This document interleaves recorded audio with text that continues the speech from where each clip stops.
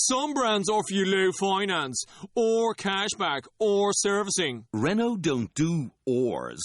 We do ands. The Renault Kadjar with 1.91% APR and €1,000 cashback and 3 years servicing, saving you thousands. Renault, the brand with the ands. Visit your local Renault dealer. Finance is made under a hire purchase agreement. Terms and conditions apply. Deposit required. Subject to lending criteria. See Renault.ie. Rise up! Team Rise! Rise up! Team Rise!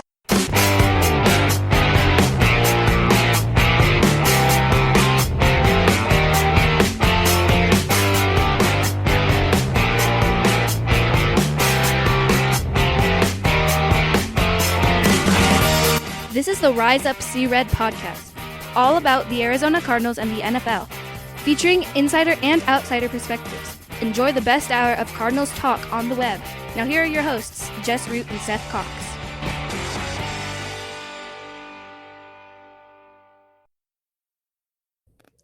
Hello, Arizona Cardinals fans, and welcome to the latest edition of the Rise Up See Red podcast, the best hour of Cardinals talk on the web.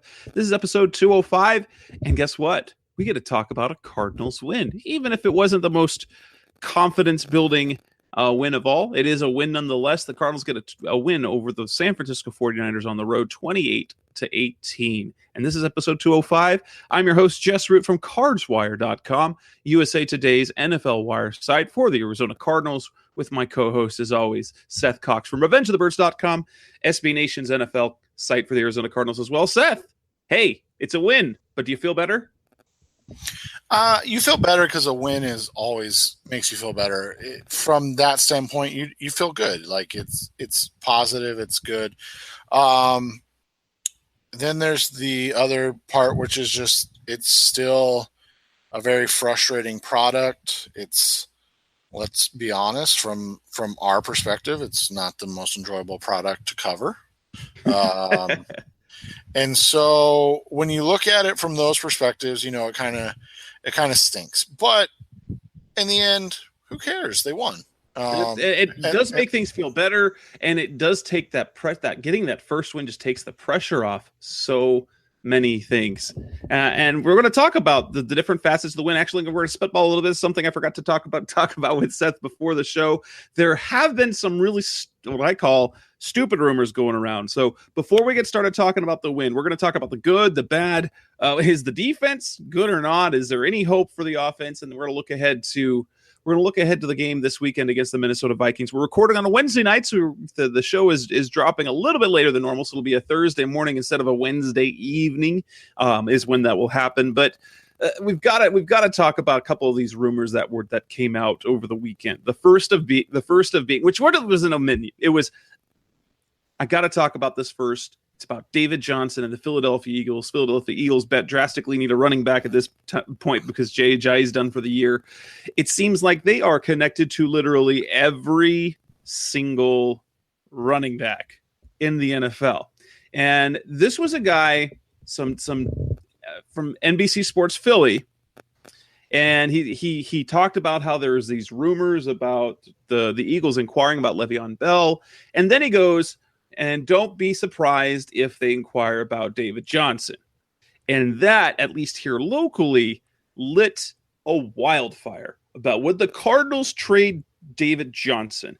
And I didn't write about it for an entire day. And then all I wrote is, it won't and it can't happen. Even if the Cardinals wanted to trade David Johnson, even if it was a possibility, it can't happen.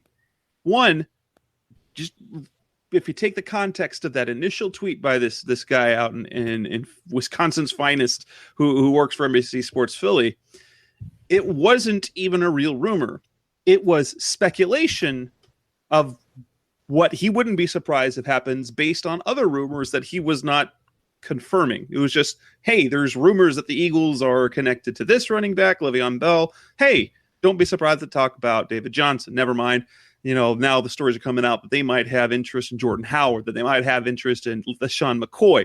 And heck, why not? Everyone should write a story. They should probably have interest in Todd Gurley and Ezekiel Elliott. That doesn't mean those things are going to happen. Well, what was your reaction when you heard at least the David Johnson story, and then to see it catch fire here, at least locally? We didn't even really write about it quite yet, and then we are tomorrow. So it's one of those situations where I think it's just, it's a fan. Or I shouldn't even say a fan, because I guess it's technically not a fan, but it's a group that covers a good team. That's, let's be honest, like there's always this thing with good teams and large fan bases, or big kind of city or however you want to say it, teams, and then teams that are not so good. And what typically happens is you start to create rumors that aren't really rumors, or they're it's one of those situations where you just kind of laugh about it, because like you said, it's so outrageous that it doesn't make sense from the pure fact of they just finally signed him. Finally. And sure, something we'll talk about later. They're not, I wouldn't say they're using him well. Sure that, he's probably unhappy with how this season's unfolding, but it's just a bump in the road, and it would make no sense unless you're talking about like a package unless you're talking about a package of picks that is just so absurd that you would be, kind of like that Herschel Walker type trade where you can't really afford not to make the trade. And that's not going to happen. Let's be honest. Like, nobody's going to give up 3 or 4. Like, even if David Johnson was producing at David Johnson level and the Cardinals were still 1-4, nobody's giving up 3 or 4 first round picks. That's just it. It's not going to happen. It's not a plausible thing in this point in the NFL for a running back to get traded for multiple first round picks. And for the Cardinals to make a move like that, unless you're talking about a player for player trade where they would get a young, dynamic offensive lineman that like is cost controlled for the next 3 or 4 years, it just doesn't make any sense from the Cardinals' perspective. Well, here's the thing. You simply can't do it. I mean, financially, it doesn't work because he has that brand new deal.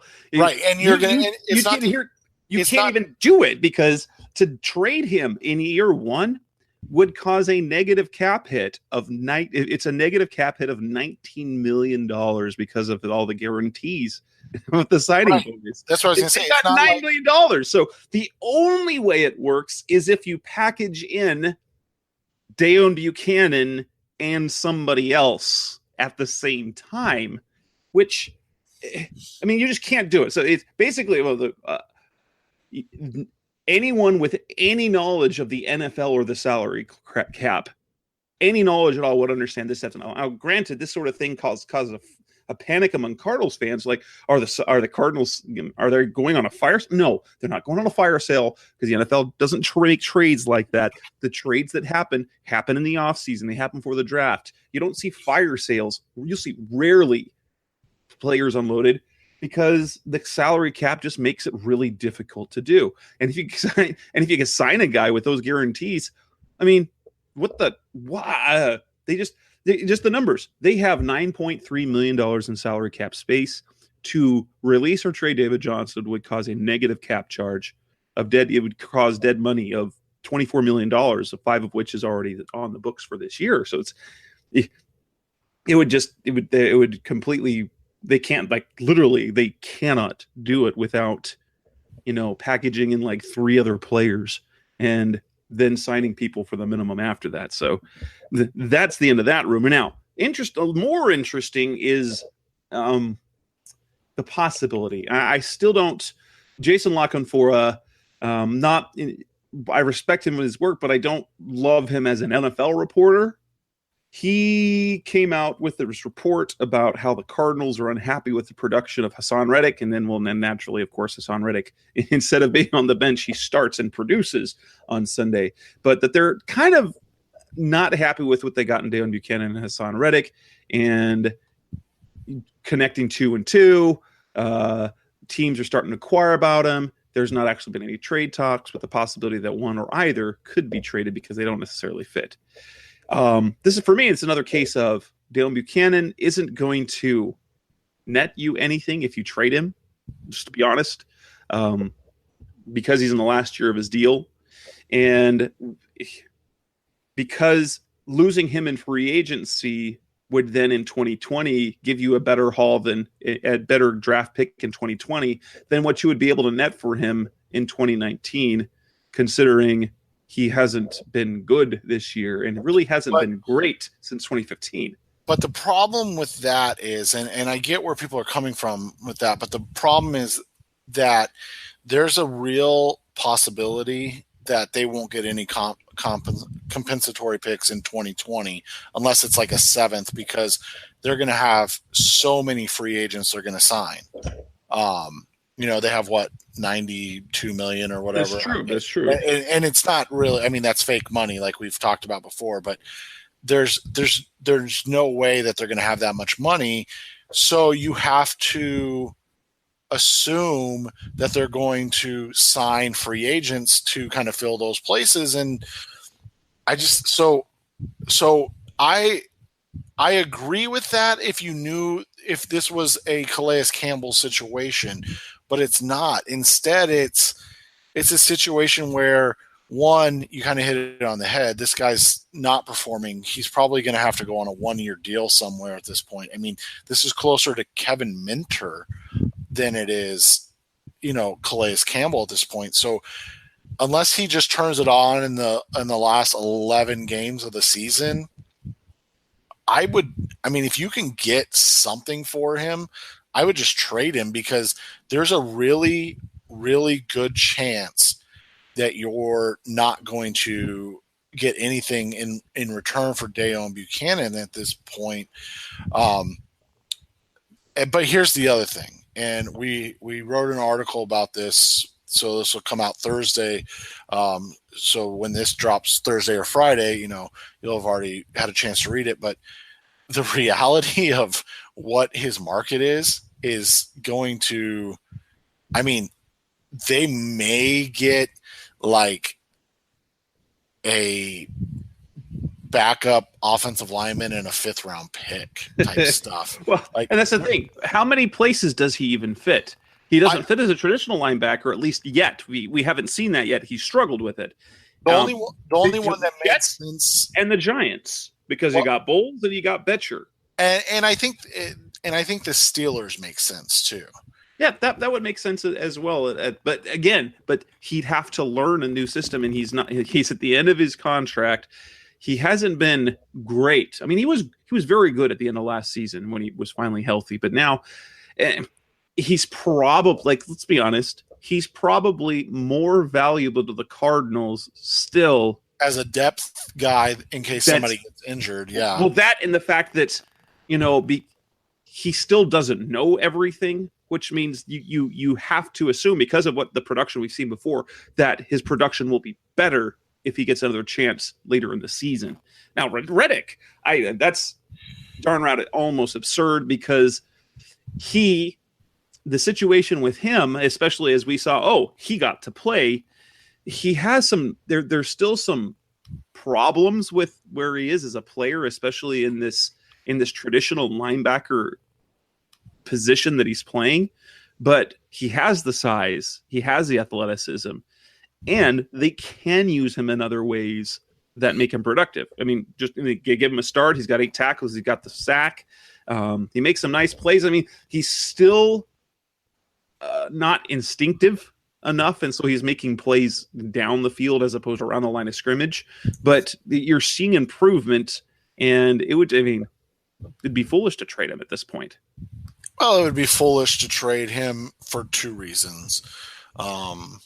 And I heard Burns and Gambo talking about this on Wednesday on my drive home, and I kind of chuckled because I guess a week ago after the loss to the Seahawks, we had an article that wrote, if the Cardinals make the move from Wilks after 1 year, here are some potential candidates, and they kind of chuckled and laughed at that idea. And then today they brought up a point that has been something that I've kind of said a couple of times, and it's, you don't necessarily want to be making moves in the idea of this coaching staff, because even though it's unlikely, there's still a chance that they're a one and done coaching staff. I mean, so do you really want to? I mean, Buchanan's a different subject because, like you said, he's a free agent at the end of the year. It's very unlikely he's coming back this after this season, especially if Steve Wilks is retained. But if you trade Hassan Reddick and then whether it's this year or next year, move on from Steve Wilks if things don't turn around, that's like a huge. Like that's two huge losses in one, because if Reddick goes somewhere else and learns to play and you gave up on him because a coach that that only made it 1 or 2 seasons didn't think he could play, oh man, that's going to be a bad situation. And it was funny on this, on the article I wrote the other day about this kind of rumor, there was a list of like players that had failed, and I use that word, loosely, with the Arizona Cardinals that went on to be Pro Bowl players, not even all pro, but like Pro Bowl players with other teams. And so that wouldn't that just have that feeling that like you trade Reddick for, let's just even say like a 3rd round pick, which it would be, let's be honest, a good return at this point on what he's produced in the NFL. And then he goes and he's, a Pro Bowl level linebacker or outside backer or defensive end or whatever he does with this new team. And you're still searching for, somebody to fill that spot. And it just feels like a move the Cardinals would make in the early 2000s and not a Cardinals team under Steve Keim. And with that's enough about trade rumors. When we come back on the next segment of the Best Hour of Cardinals Talk on the Rise Up Sea Red podcast, we'll talk about the good and the bad and the win. That's coming up next on Rise Up Sea Red. And before we go back to the show, I want to make sure, hey, it's that time to remind you guys of our deal with Harry's.com. Our friends over at Harry's.com. I shaved again today, busted out a new blade, got a great close shave, and it is my last cartridge. So, but I already know the new cartridges are on their way. They'll be here next week. Great quality blades, great close shave, everything that you'd want in a razor at a great price, high quality. They sell them to you over the internet, so it's lower than the leading brand. It's only $2 a blade compared to $4 or more. And if you don't love your shave, let Harry's know within 30 days. They'll give you a full refund. And we've got a trial offer for our listeners that you can go to at harrys.com/CRED to claim it. It's a $13 value trial set that comes with everything you need for that close, comfortable shave. Get the handle, get the 5-blade razor with a lubricating strip. You get the shave gel. The shave gel feels great. It smells great. It's great with your skin, and a travel blade color. Now, listen to the show can redeem their trial set at harrys.com/CRED. So make sure you go to harrys.com/CRED to redeem your offer and let them know that we sent you to help support the show.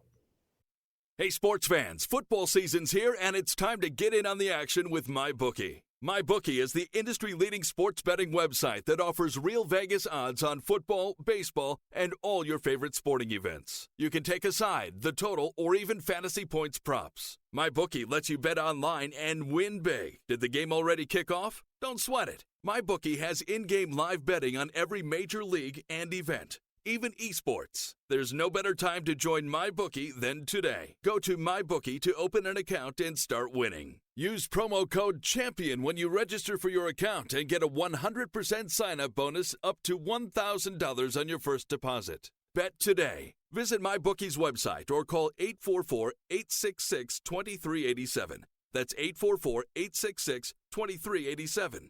Check them out today and use promo code CHAMPION for a 100% bonus. Terms and conditions apply for entertainment purposes only. Void where prohibited. We're back on the Rise Up See Red podcast, the best hour of Cardinals talk on the web. And let's get back to the stuff that makes for some fun. The Cardinals won. Then not only that, they got off to a quick lead, which they did. They got off to a lead like they did against the Bears. They got a lead against Seattle. They got out a lead against the 49ers. Only this time, they held on. And they get the win. It wasn't pretty, but there were things to like and things to not like. But let's start and talk about the good. What was there to like in the win? The thing to like, obviously, is that they won. There's nothing more important than wins in the NFL. In the end, winning kind of cures a lot of things, but it's interesting how little it cured in terms of the fan base of the Arizona Cardinals. I mean, I've never seen a team or a fan base less impressed by a win. I'll say this. I was impressed. Obviously, I think Chandler Jones stood out incredibly well. I think we continue to see that Patrick Peterson is having what I would guess is probably his best year as a pro. And again, I go back to what's been the most impressive thing for me on Patrick Peterson is that he is playing with the physicality that we haven't seen in probably 3 or 4 years. Defensively, those were the two big things that stood out to me, is just that and Ben Wakir, I'd be remiss if I didn't, point him out, because he's played extremely well since he took over the starting role for Jamar Taylor. He's been one of the better corners in the NFL, actually. So, when you look at it from that perspective, I thought those three guys really stood out on the defensive side in the good category.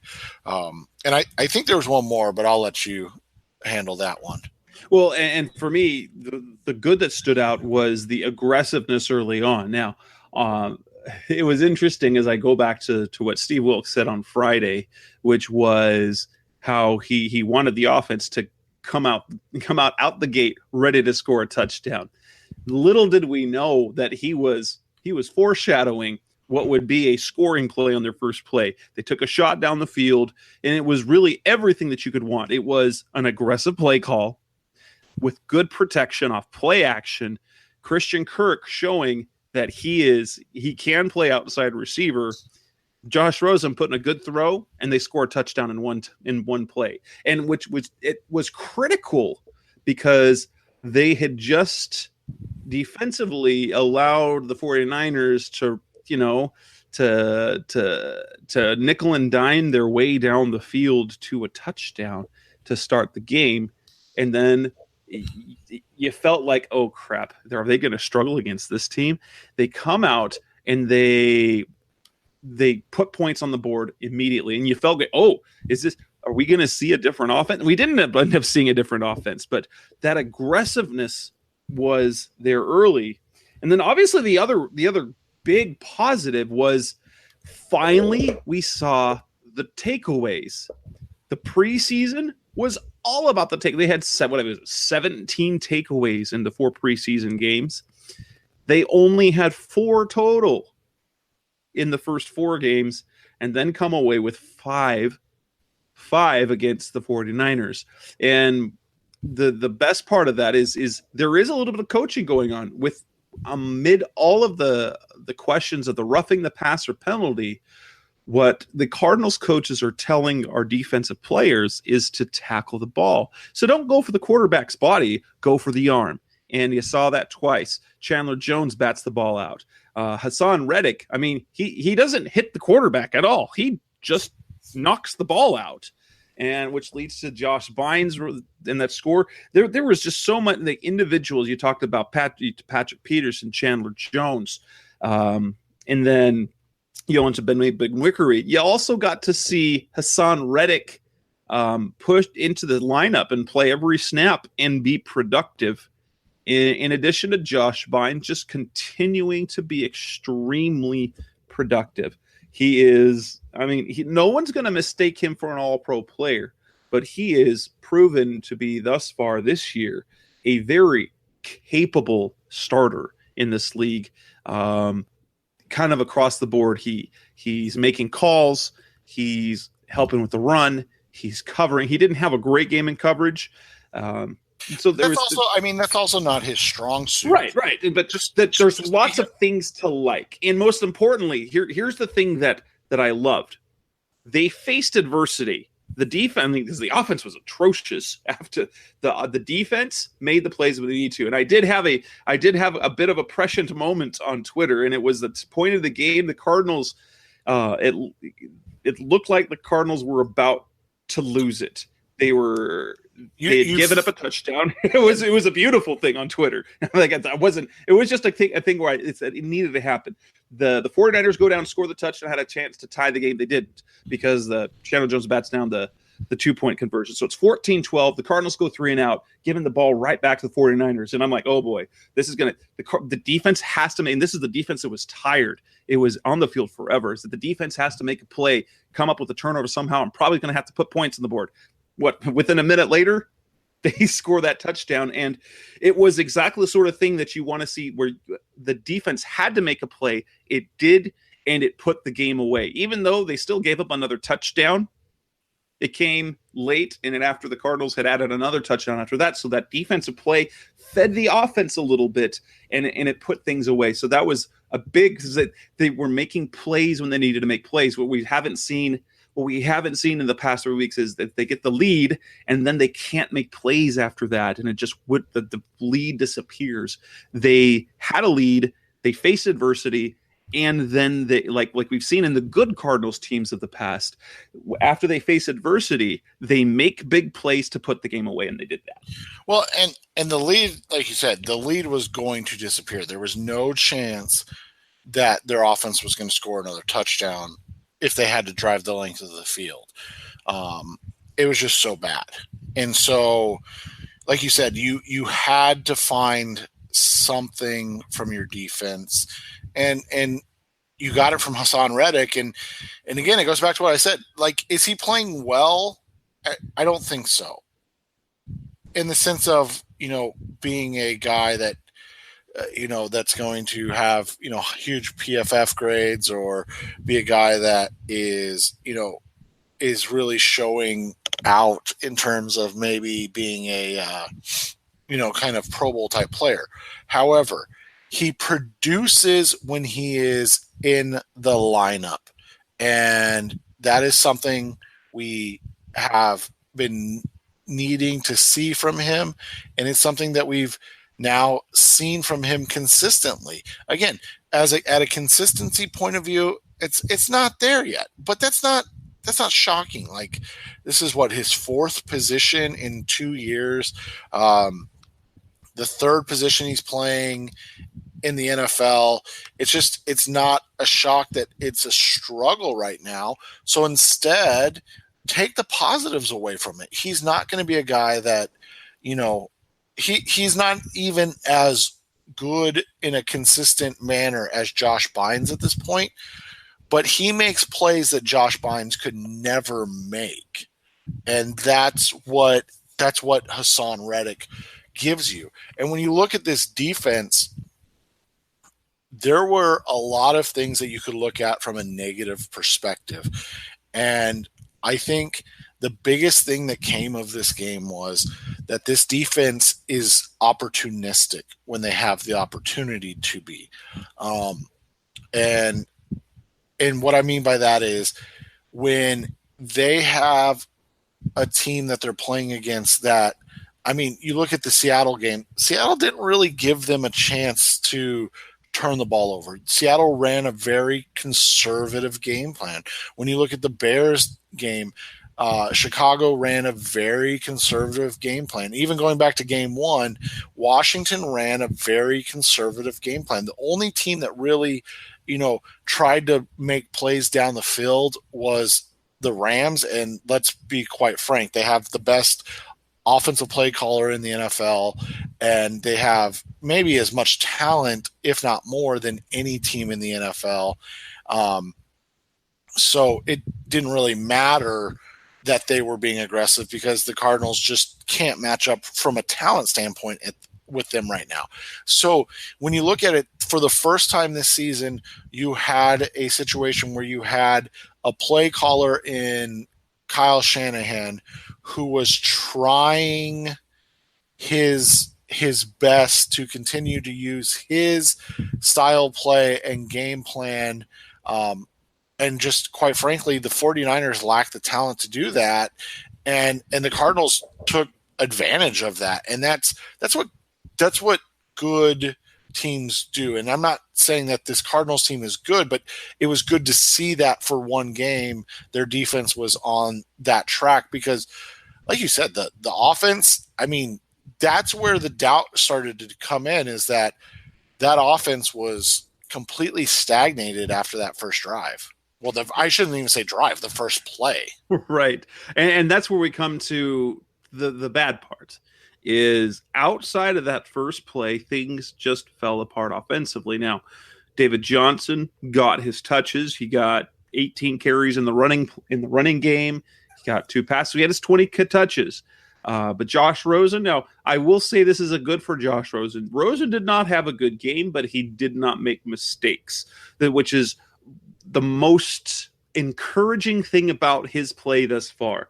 He had drops to deal with in his first start. He did not make great throws in this start. However, he's not making mistakes. He's not making bad decision throws. He's making the right throws and not putting in the right spot. So he didn't turn the ball over. So that's 2 consecutive games where it's 2 starts. He hasn't turned the ball over, which means while he didn't make plays himself outside of that first throw, he didn't put their team in jeopardy. So that's a good. But on the other side is just that offense just continues to be so bad. And it's just absolutely puzzling because you have a guy in David Johnson. You can base your offense in him, and they're using him so uninspiringly. Yeah, uninspiringly. And the fact of the matter is, this is something that we've seen from Mike McCoy offenses in the past. And what I mean by that is, if you look at what Mike McCoy has done in previous stops, his greatest successes came where he had kind of a traditional running back, a Willis McGahee, if you will. And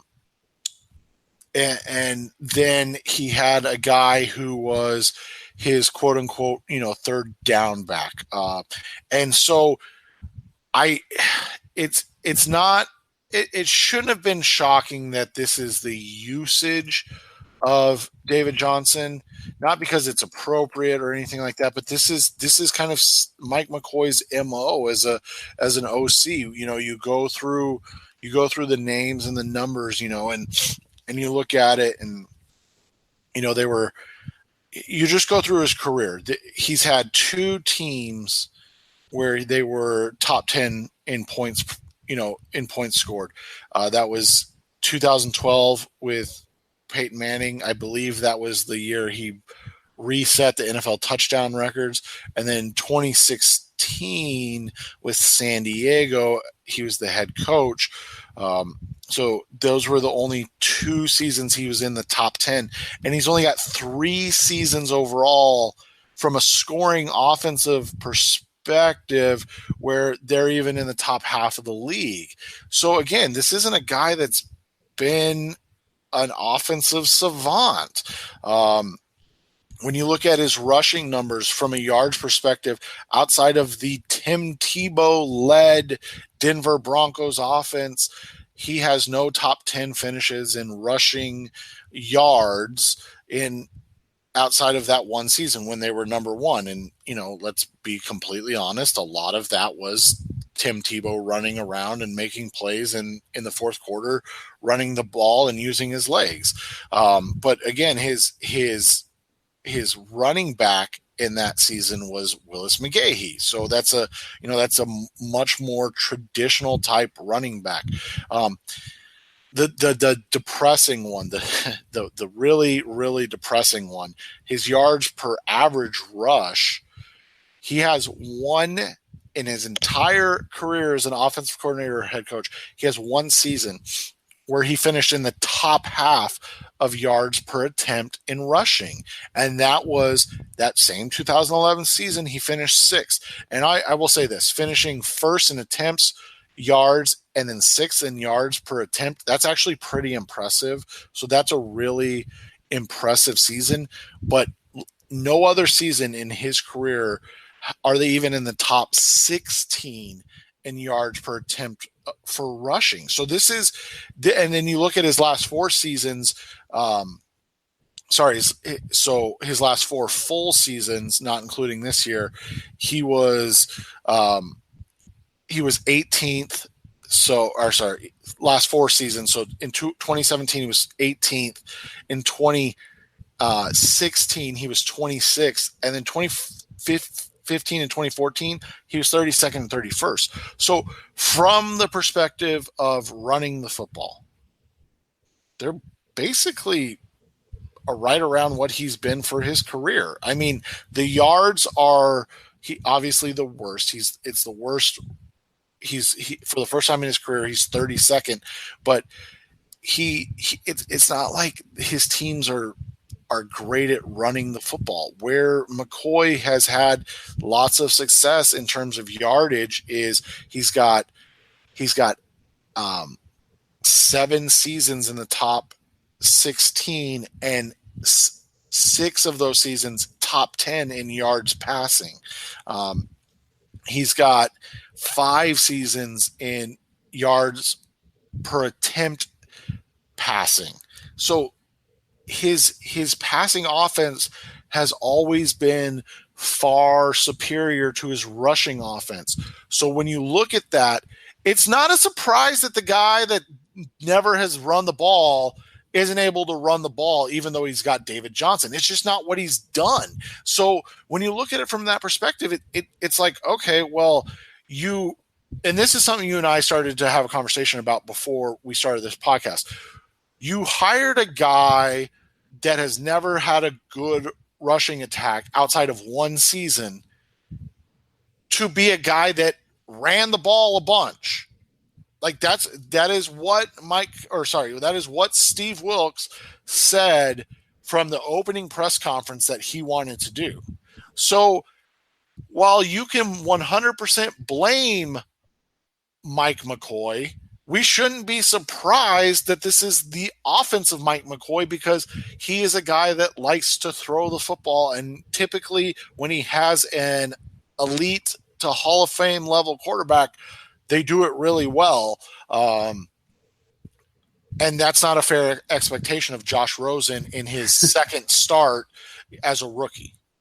And if you look at the usage of David Johnson, something that even Steve Wilks is saying, we saw a little bit now. I think from what I saw offensively, the passing concepts were fine. They weren't executed. There were throws to be made. Rosen missed them.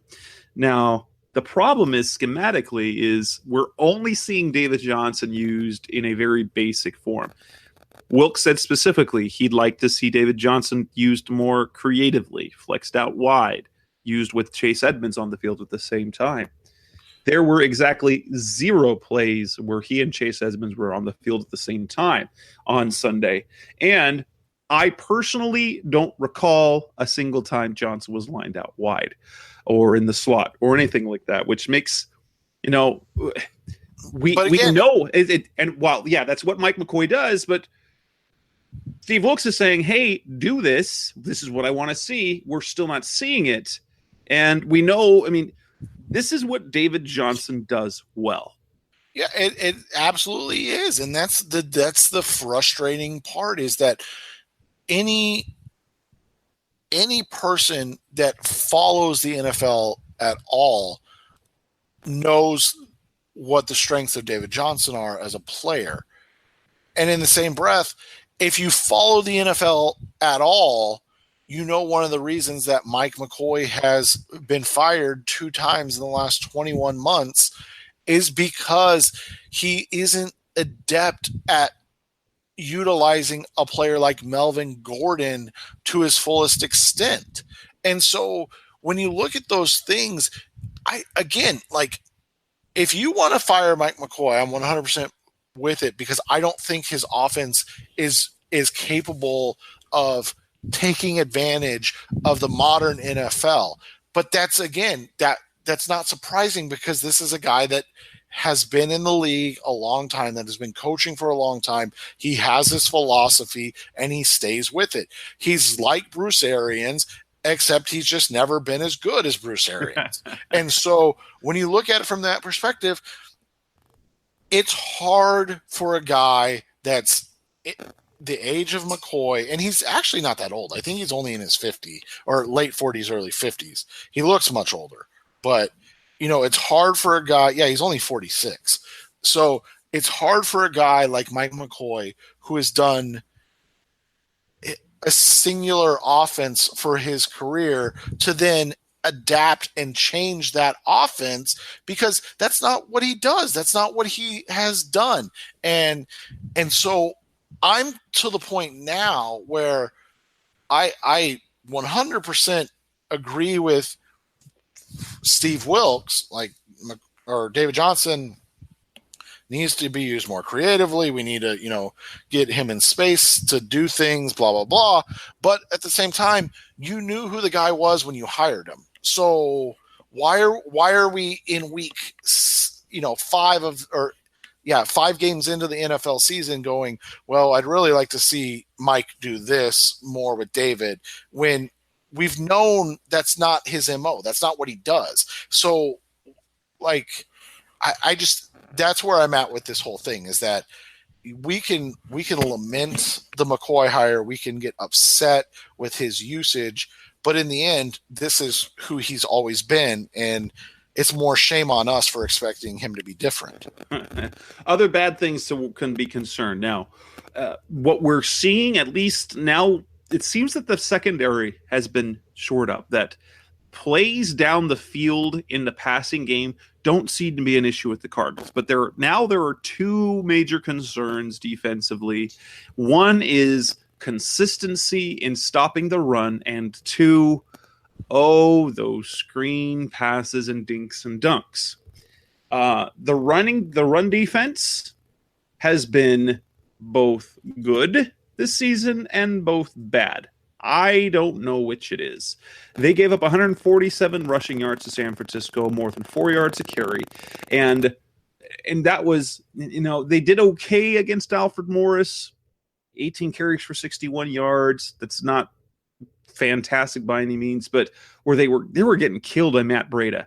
And Breida left and got hurt. So he had 56 yards rushing, and then another 5-yard touchdown pass. So he had over 60 yards of scrimmage in the first quarter alone before he got hurt. And I think that game probably goes very differently if he stays in the game, because he has been, he going into the game, he was number 3 in the league in rushing with an average per attempt of almost 7.6 yards per carry. He stayed with that average in 7 yards a carry against the Cardinals. But oh my goodness, is their run scheme and the fact that they struggle against screen passes tells me one of 3 things. And that's, well, one, schematically, they're still not being disciplined enough within the scheme, because I will go with this assumption. I believe that every defensive coach has a scheme to stop screenplays. I'll believe that, and to stop the run. That schematically they have the plays to be able to do that. Now, there'll be some plays that just don't work out. So, 1, there's some lack of discipline. And 2, it's, you've got to look at they're just not there's tackling problems, or in this case, there's a linebacker problem. I think we're seeing all three. You've got discipline problems. They're not staying within. They're not doing as good a job at setting the edge or staying in their gap. They definitely have a problem with tackling. And we know that, Josh Bynes has been more than capable and able, but they haven't, with only playing two linebackers and sometimes one linebacker, going between Dalen Buchanan and Hassan Reddick and Gerald Hodges and Dalen Buchanan and Hassan Reddick, there's a problem at linebacker. And so those are the things that you continue to worry about, is that run defense is so inconsistent, and teams continue to be able to dink and dunk with screen plays and dump off passes that kill the Cardinals, that extend drives. It's one of those situations you and I were talking about before, where the Cardinals came in wanting to run a defense a certain way. And when you go back and you look at Steve Wilks' defensive strategy and the defense he was brought up in, he's had linebackers, guys like Brian Urlacher, and then, Thomas Davis, or Brian Urlacher and Lance Briggs in Chicago. Both guys are, they were pretty okay at what they did. And then you go to Carolina and he's got guys like Luke Kuechly and Thomas Davis. And so running two-man linebacking crew has been something that they've been able to do quite a bit in Wilkes' career. And then you get to the Arizona Cardinals, and I think this cannot be understated enough. Josh Bynes is playing extremely well. A career year, I would say that is, there's no question about that. But if we're designing a defense based on players in that Steve Wilks has coached, Bynes is like linebacker, probably 7 or 6. Yeah. And again, this is nothing, not a shot at Josh Bynes at all. Like you said, he's playing really, really well. But if Josh Bynes is the linebacker that's playing at the highest level for this defense, that is a problem. And the reason it's a problem is because that means that you're lacking athleticism, which is one of the key components to stopping screens. And then you're lacking instincts from the other guys who are the athletes. And then you just don't have a bunch of talent. And again, this isn't anything negative about Josh Bynes. I think you and I thought Bynes was going to be a really nice fit as a Mike linebacker in this defense for 45 to 55% of the snaps. I think when we came into the season, that was your and my expectation for this defense. And so to see Bynes basically playing 100% of the snaps because he is the only option of consistency they have at linebacker, it shows what the problems are. And so in Wilkes' defense, the keys to the defense being effective is linebacker play. And especially in game, in screen games where you're, that a guy like, obviously Robert Kimdiche didn't play this weekend, but a guy like Kimdiche is going to be flying upfield. If you bring in Olsen Pierre, he's going to be flying upfield. A guy like Benson Mayowa, something you and I talked about much of the preseason, was that Mayowa's strength lied in pass rushing, not necessarily run defense. And so when you have guys like that, and then obviously Chandler Jones pinning their ears back and going, the linebackers have to be fast, they have to be incredibly intelligent, and they have to be able to tackle well. And while Bynes is intelligent and he tackles really well, you're not going to mistake him for being the athlete that Wilkes has had before. And so when Josh Bynes is diagnosing plays, and then he and 34-year-old Antoine Bethea are trying to make plays, knife their way into screen plays, it becomes an issue. And one of the things that we're seeing is that they're taking advantage of a Chandler Jones who's going to try to get a sack on a 3rd and 9, and they're going the opposite way of Budda Baker because they know he's a problem maker. And so all of a sudden, the two guys that are there to make the play are Bethea and Bynes. And just from an athleticism standpoint, they're not going to be there. So all of a sudden, these screens are really just, I mean, they devastated the Cardinals in this game.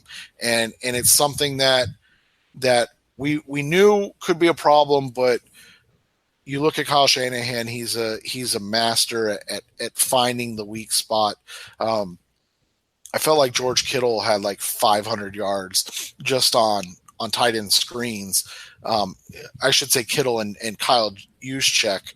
I mean, it felt like those guys were, every time they ran a screen either to the tight end or fullback, they were going for 30 plus yards every time. And it was disconcerting because, as you said, if Matt Breida doesn't get injured early, was it late in the first or early in the second quarter? But I mean, whenever it was, he was averaging 7 yards a carry, 8 carries for 56 yards. Like that's that it was going to be a problem. And so the Cardinals, more than anything, I would say, got kind of lucky, wouldn't you? That unfortunate injury to a talented player like Matt Breida helped the Cardinals, because then you're going against the not quite as good Alfred Morris, and then whoever the guy was, that the poor guy that fumbled on his first NFL carry. So anything else that stood out in terms of the bad? So let's, before we move on, let's come back and talk about the kind of wrap up some more before we talk about the Vikings coming up this week. So coming up next on the Rise Up See Red podcast, we'll discuss, is the defense actually good? Is there any hope for the offense? And we'll talk about the Vikings game coming up. That's coming up on Rise Up See Red, best hour Cardinals talk on the web. We're back on the Rise Up See Red podcast, the best hour of Cardinals talk on the web. And we'll answer these basic questions. 1, is there hope for the offense? And 2, is the defense actually good? From what Seth is saying, we really can't have any hope for the offense unless Josh Rosen gets, the part that's very, very, very positive, he's not making bad decisions. Now he needs to execute those, and to the extent that he was great with ball placement at home, he needs to do that on the road as well. And if they get the passing game going, maybe that's what will open up the running game to be at least competent. So I don't think that's all we can hope. Is there hope? There's hope to be competent. Well, you know what? That's a really good point, Jess, that I hadn't even actually thought of. I have no idea. I'm not even going to pretend I know what the weather conditions were in Santa Clara on Sunday. But Levi's Stadium, I almost called it Candlestick. My goodness. Levi's Stadium has a reputation for having wind. Not necessarily like gusting, swirling wind like Candlestick did, but having a wind effect to it. So that is a good point. I mean, let's be honest. His first 2 pro games were in the comfy confines of State Farm Stadium, the dome, not having to worry about adjusting your throwing based on the elements. This week, they play in Minnesota in whatever the stadium is called that looks like a Viking ship, in a wonderful indoor enclosed stadium. So maybe there is a chance that we see the more accurate Josh Rosen again. And I think that's a great point by you, that when you look at the performance of Josh Rosen thus far, then the first thing that comes to mind is this dude's going to throw a pick anytime now, because we're through 2 starts, I guess we should say, and he's only thrown the 1 interception in his first career drive in a pressure situation on 4th and 5. So, I mean, we're not even talking about like, and so the reads he's making, I think he's had, if I can remember right, 2 bad reads, 1 in each game. and neither of them were exactly what I would call bad reads. They were bad reads in the sense that he threw the ball away because again, I don't mean panic, but he processed too fast, didn't see a guy coming open, and got rid of the ball. One was for a touchdown in that Seahawks game, and then the other one was in the San Francisco game. I can't remember what quarter it was in, but he just missed the read is probably the wrong word, but he didn't let the play finish developing. And so when you look at it from that perspective, accuracy is something that will get better. One is, yes, he's had time with the first team offense all year, but it's still not enough. It's still not a great rapport with those guys. The offensive line is not abysmal, but let's not act like it's exactly, good.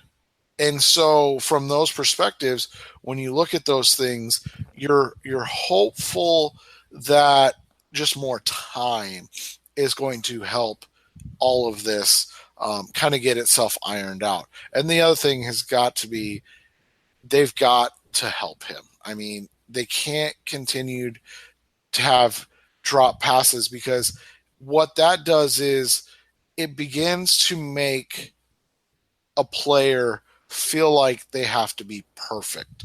And then that's when you start to see missed throws that we saw on Sunday by Josh Rosen. So that's going to be the key to the offense, because until that happens, David Johnson really isn't going to get an opportunity to run into light fronts. It's always going to be 7-8 man boxes that David Johnson is facing, because let's be completely honest, nobody respects the Arizona Cardinals passing game. And quite frankly, we can't blame them at this point. So when it comes to that, you assume that it will get better with time, which should hopefully by the end of the season make it better in terms of the running game as well. The other thing is this: if it doesn't get better, Jess, then this is one of the historically worst offenses in the NFL. And history. And I'm not sure, no matter how bad the Cardinals have been, they've never been statistically horribly awful. So, I mean, I'm not ready to say that this is what the Cardinals offense is yet. I will say that it's not anywhere where it needs to be, but this is not who the Cardinals offense is at this point. Now we look at the defense, and you see it's really tough to tell how good the defense is, because they've done some really good things. They eliminate the passing game down the field well. They have had good success against the run, not consistently, but they continue to struggle overall on getting teams off the field. But then they were opportunistic, and they forced these turnovers that were timely and necessary. So I don't know how good the defense is. It has the potential to be really good, but as things are right now, you have to look at it and go, okay, they have to continue to create turnovers for them to be able to do what they want to do, because there are enough mistakes still being made in execution to keep them from being a great defense. Yeah, and I, again, one of the things you and I talked about, so this will be, kind of a rehash of something Justin and I discussed before the start of the show.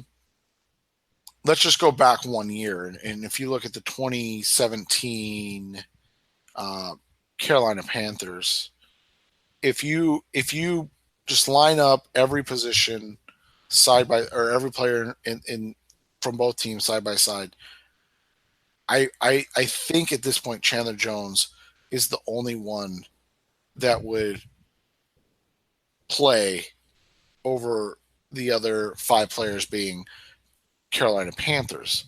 And that's not a shot at the level of play that we've seen from Robert Nkemdiche this season. I just don't think he's as good as Kawan Short right now. That's not a shot at how good Corey Peters has been in his role. He's just not star Lotulelei. So, and obviously we talked about the fact that there's no Luke Kuechly or Thomas Davis. So when you look at it from that perspective, the scheme perspective of things, this team is just not there yet. From a talent perspective, they're just not there yet. And so to expect improvements, I think that's going to happen because, again, I don't think this is from a talent-wise, yes, they're not the Carolina Panthers, but I also don't think they're the 31st or 32nd ranked run defense. I don't know how you feel. I feel like there is enough talent that they won't be the worst run defense in the NFL. The passing defense since the insertion, of Ben Wickery has really improved. It's helped the pass rush out. Even without Nkemdiche playing this weekend, we saw a good pass rush. And so I think it's going to get better. Again, I think that's my probably really optimistic and long-winded outlook on it, but it's also my hope because I can't imagine that we have 11 more weeks of this bad of NFL football. It just, like, you can't convince me of that. Some brands offer you low finance, or cashback, or servicing. Renault don't do ors. We do ands. The Renault Kadjar with 1.91% APR and €1,000 cashback and 3 years servicing, saving you thousands. Renault, the brand with the ands. Visit your local Renault dealer. Finance is made under a hire purchase agreement. Terms and conditions apply. Deposit required subject to lending criteria. See Renault.ie. And which brings us to their next matchup, which is not anything. This Minnesota Vikings team, the Cardinals go to Minnesota, play the Minnesota Vikings on Sunday. It'll be their first early slot game of the year. They're going to be on the road, back east, not all the way east, but it'll be in the central time zone. And they're playing a team that is both good and questionable because you look at how could they lose a game at home to the Buffalo Bills and then defeat the defending champs. So you don't know exactly what you're going to get. And this Minnesota team has a very strong, talented defense, and they have some talent on offense. So it's going to be a challenge. I mean, Kirk Cousins is a good quarterback. He's not a great quarterback, but he's pretty close. They have Adam Thielen, who is on pace for, I think, 50,000 catches this season. The stat is that the crazy stat, he has more catches this season than all the Cardinals receivers combined. Why are you trying to make this depressing? But it's well, this is also a team that lost to the Buffalo Bills. So, well, and when you look at that, that's, I think, the biggest negative coming out of this is that if they had not lost to the Bills yet, there's a real chance that we could get that dreaded, cliche trap game. But the fact that they've already lost to the Bills and they're probably not going to let themselves get played again makes it a little more difficult to see that happening for a second time. I don't know. So when you look at it, the thing that stands out this season is that the Vikings aren't the Vikings on defense right now. They're not this dominant defensive team, and they've been playing in a ton of kind of high-scoring shootout affairs. And so if we're being completely honest, that is not what Cardinals football is at this juncture. It's the anti-Bruce Arians approach to things. And so right now, you have to look at it as though that the Cardinals have to start fast like they did last week. But maybe the biggest thing that needs to happen, and I was honestly just blown away by this, but the Cardinals offensively average less than 5 plays per offensive drive. Ooh, so bad. So when you look at it, they basically get one play, one first down per drive. per drive. That's basically it. And so, and that means they get one first down like on one play, and then they go 3 and then they punt. Like, so this isn't even like, so the thing that needs to happen this week is, and I hate game planning this way, but when you look at it, they have to find a way to keep their offense on the field and keep the Vikings offense off the field. Because as good as the pass defense has been and as bad as the Vikings run offense is, this is a game where you see those numbers for the Cardinals pass defense start to flip again. And it's not a shot at the defense. It's not a shot at the pass rush. It's not a shot at Peterson or Benukir or any of these guys. Like, it's not a shot at any of those guys. It's just the reality of how good the Vikings passing attack is. And so they have to keep that offense off the field as much as possible. And they're going to have to create some turnovers. Now you look at some of the statistics. The Vikings are not a great running team. They average only 3.4 yards per carry. Dalvin Cook has been, he's been banged up, but he's been far from impressive thus far. They still don't have a rushing touchdown this year. Let's hopefully that they continue that trend. But the part that you look at is, well, what the Vikings are really doing well.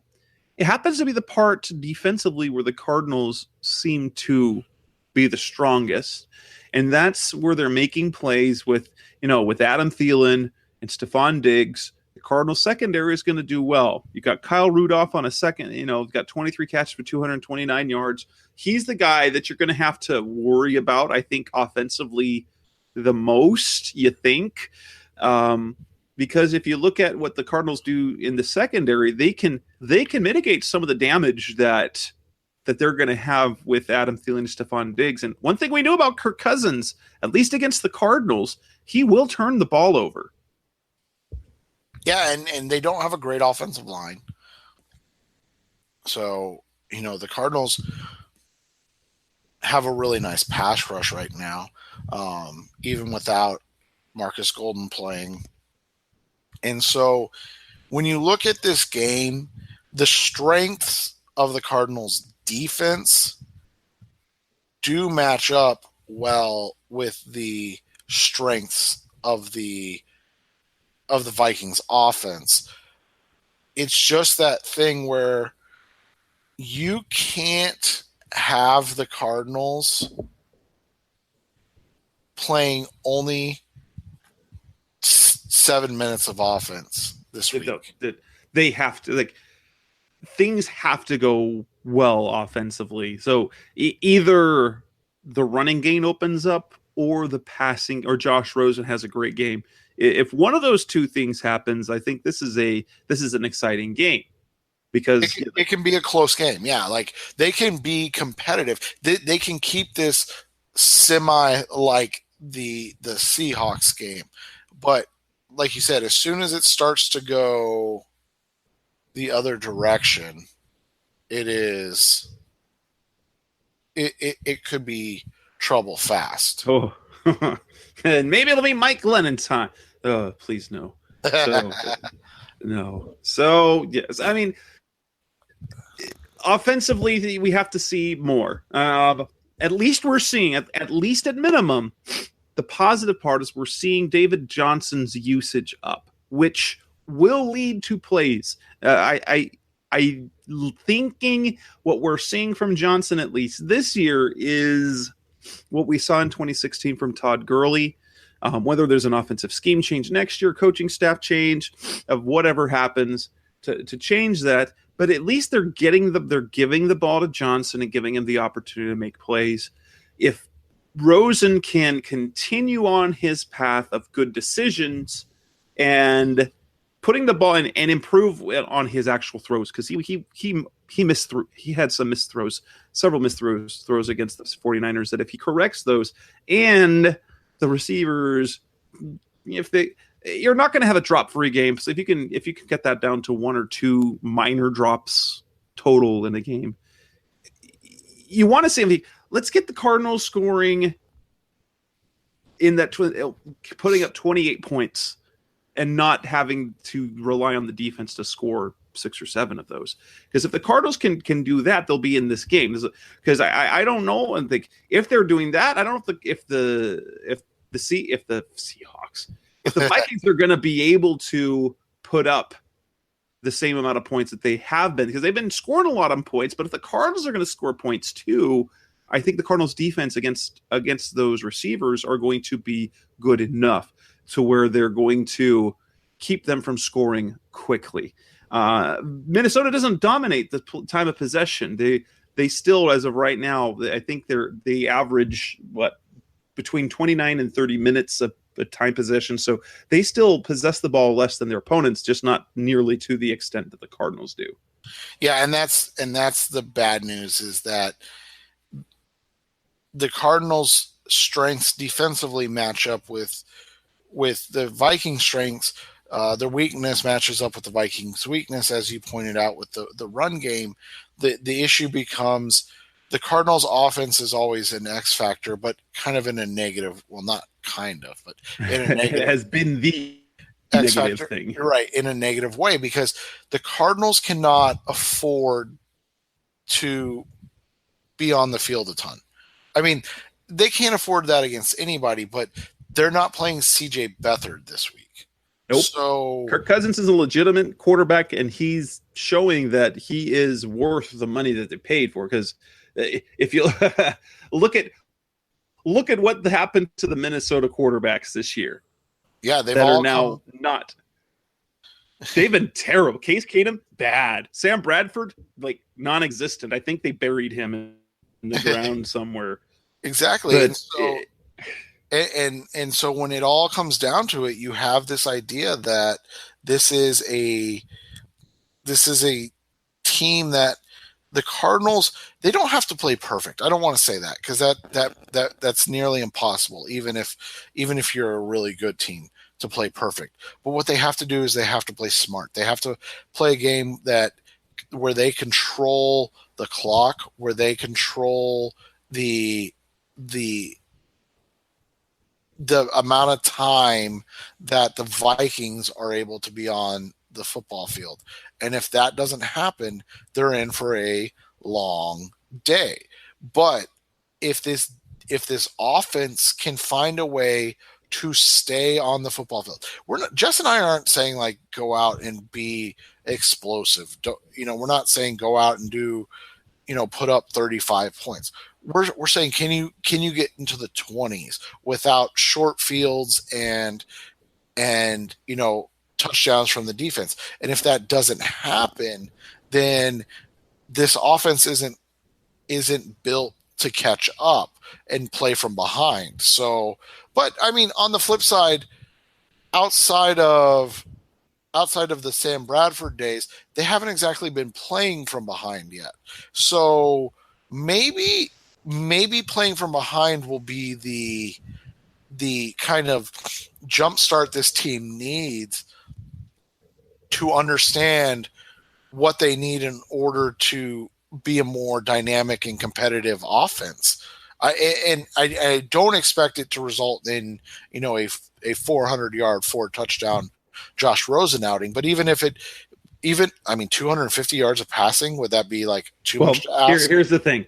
We still haven't had a 200-yard game from a quarterback in 5 games. So right, and that's my point. Like, is 250 yards and 2 touchdowns really too much to ask? I mean, that's not anything groundbreaking. I mean, that's actually, I mean, it would be a good performance, but it's not like it's even on par with most of the average performances right now in the NFL. But it would create an ability for the Cardinals to play from ahead, something that they haven't done, because they've been ahead, but they haven't really been ahead. You get what I'm saying? Like, they haven't exactly been far ahead in games where they're able to really pin their ears back and go. And so maybe that'll be something that opens that up this week. And so what's your prediction? I'm gonna call it. This is going to be a 27-23 Vikings win. The Cardinals are going to come out. They're going to look better. They're still going to end up losing, but 27-23 Vikings. Yeah, and I would have it probably 27-21. I think if the Cardinals can put together 3 touchdowns and be within a score of tying or winning the game, and there are no moral victories, I just think that it would show that offensively they're on the right trajectory and that there is some type of hope. Absolutely. And with that, we'll wrap up this edition of the Rise Up C-Red podcast, the best hour of Cardinals talk on the web. We will talk again next week, hopefully with another win. We don't predict it, but it could happen. So with that, that's Seth Cox. I'm Just Root. Go Cardinals. Thanks for listening. We'll talk to you again next week. Thanks for listening to the latest edition of the Rise Up C-Red podcast. Listen to previous episodes and subscribe to the show on Apple Podcasts, Stitcher Radio, Audioboom, or many other podcast platforms so shows are delivered directly to your mobile device.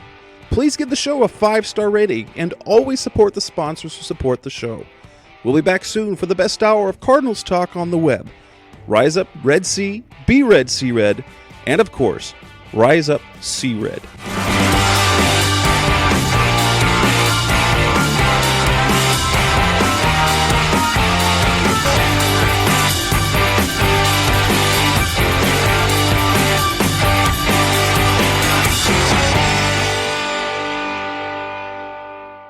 Rise up! Rise up! Rise up!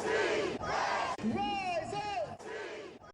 Hey, sports fans, football season's here, and it's time to get in on the action with MyBookie. MyBookie is the industry-leading sports betting website that offers real Vegas odds on football, baseball, and all your favorite sporting events. You can take a side, the total, or even fantasy points props. MyBookie lets you bet online and win big. Did the game already kick off? Don't sweat it. MyBookie has in-game live betting on every major league and event, even esports. There's no better time to join MyBookie than today. Go to MyBookie to open an account and start winning. Use promo code CHAMPION when you register for your account and get a 100% sign-up bonus up to $1,000 on your first deposit. Bet today. Visit MyBookie's website or call 844-866-2387.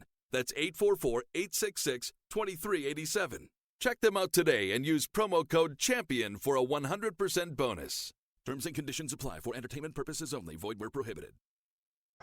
Hey, sports fans, football season's here, and it's time to get in on the action with MyBookie. MyBookie is the industry-leading sports betting website that offers real Vegas odds on football, baseball, and all your favorite sporting events. You can take a side, the total, or even fantasy points props. MyBookie lets you bet online and win big. Did the game already kick off? Don't sweat it. MyBookie has in-game live betting on every major league and event, even esports. There's no better time to join MyBookie than today. Go to MyBookie to open an account and start winning. Use promo code CHAMPION when you register for your account and get a 100% sign-up bonus up to $1,000 on your first deposit. Bet today. Visit MyBookie's website or call 844-866-2387.